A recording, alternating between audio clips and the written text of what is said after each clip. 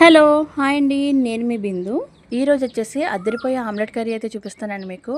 ఒక్కసారి ఈ కర్రీ ఎవరైనా తిన్నారంటే దీనికి ఫ్యాన్ అయిపోవాల్సిందే. అండ్ అలాగే చేసుకోవడం కూడా చాలా సింపుల్ అండ్ ఈజీ ప్రాసెస్ అండి. సో ఎగ్స్ ఉంటే సరిపోతుంది మనకి దీంతో చేసుకోవడానికి, చాలా ఈజీ అండి.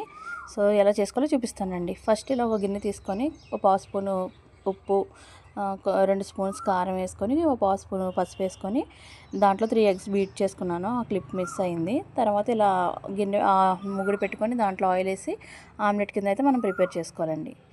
ఆమ్లెట్ 2 సైడ్స్ కాలిన తర్వాత తీసి పక్కన పెట్టుకోండి. తర్వాత ఒక గిన్నెలో ఇలా ఆయిల్ వేసుకొని కరివేపాకు, కొంచెం పచ్చిమిర్చి, ఉల్లిపాయలు, పసుపు, కారం, ఉప్పు అన్నీ కూడా వేసుకొని చక్కగా మిక్స్ చేసేసుకోవాలి. మిక్స్ చేసుకున్న తర్వాత 1 గ్లాస్ అయితే వాటర్ అయితే దాంట్లో యాడ్ చేస్తున్నాను.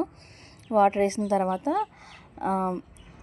అది ఒక మరుగు వచ్చిన తర్వాత ఈ ఆమ్లెట్ ముక్కలను చేసుకొని దాంట్లో వేసేసుకోవాలి. చూసారుగా అసలు మూత పెట్టి మనం ఉడికిస్తే ఎంత చక్కగా పొంగిందో.